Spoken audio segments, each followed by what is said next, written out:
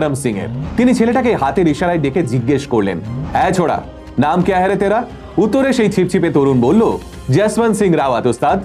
তখন ব্রিগেডিয়ার ধরম সিং বললেন, "ট্রেনিং এর শুরু থেকে যদি এত লাফালাফি করো তাহলে তো তাড়াতাড়ি হাঁপিয়ে যাবে।" এর উত্তরে 19 বছর বয়সী জসবন্ত সিং রাওয়াত বলে উঠল, "আমি কখনো হাঁপিয়ে উঠি না ওস্তাদ, অল টাইম ফুল এনার্জি।" সেদিন বোধহয় ব্রিগেডিয়ার ধরম সিং বুঝতে পারেননি একদিন এই ছেলেটাই একটানা 72 ঘন্টা না হাঁপিয়ে লড়াই করবে।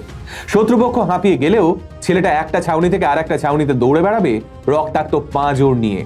জসবন্ত সিং এর এই হার না মানা মনোভাব এবং অসামান্য স্কিলই ওকে কিছুদিনের মধ্যে সুপিরিয়র অফিসারদের চোখের মনি করে তুলল।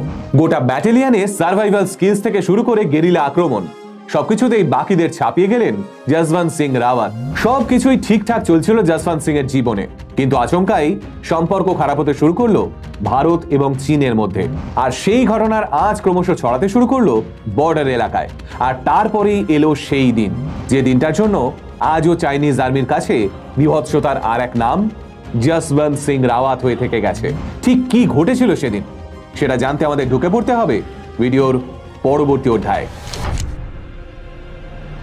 1962 সালের 20 অক্টোবর ইন্ডিয়া ও চায়নার মধ্যে সম্পর্ক যখন একদম তলানিতে গিয়ে ঠেকলো, তখনই শুরু হলো সাইনো ইন্ডিয়ান ওয়ার।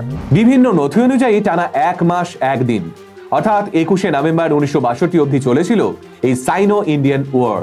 এইবার আমাদের জানতে হবে জসবন্ত সিং রাওয়াত কিভাবে এই যুদ্ধের অংশ হলেন। আসলে এই যুদ্ধ চলাকালীন চাইনিজ সেনারা এগোতে এগোতে তাওয়াং ভ্যালি নামক একটা অঞ্চল অবধি চলে এসেছিল। এই চাইনিজ সেনাদের আটকানোর জন্য তাওয়াং ভ্যালিতে বেশ কিছু ভারতীয় সোলজারদের পাঠানো হয়েছিল। চাইনিজ আর্মির মূল লক্ষ্য ছিল তাওয়াং ভ্যালি দিয়ে ভারতে প্রবেশ করে বর্তমানে অরুণাচল প্রদেশে অবস্থিত সেলা পাস দখল করা।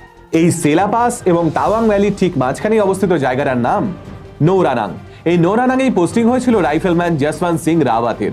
জসবন্ত সিং সহ 4th গাড়ওয়াল রাইফেলস এর বাদবাকি সৈনিকদের মূল কাজ ছিল তাওয়াং ভ্যালিতে যে সৈনিকরা লড়তে গেছিল তাদের ব্যাকআপ ফায়ারিং দেওয়া। কিন্তু আচমকাই বিপদ ঘনিয়ে এলো নৌরানাংয়ে। তাওয়াং ভ্যালি থেকে ভারতীয় সেনাদের তাড়া করতে করতে চাইনিজ সোলজাররা এসে পৌঁছলো নৌরানাংয়ে। আর সেখানে ভারতীয় সেনাদের অস্তিত্ব টের পেতেই চাইনিজ সোলজাররা শুরু করলো এলো পাথারি গুলি বর্ষণ।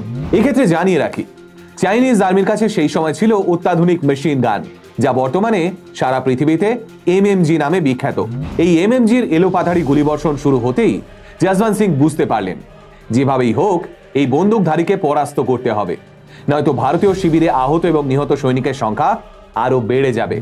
তাই বীর গোপাল সিং গুসেইন এবং বীর ত্রিলোক সিং নেগিকে সঙ্গে নিয়ে বীর জসবন্ত সিং রাওয়াত রওনা দিলেন ওই মেশিন গানকে নাস্তানাবুদ করতে। চাইনিজদের অন্যমনস্ক করার জন্য এক সাইড দিয়ে ব্যাকআপ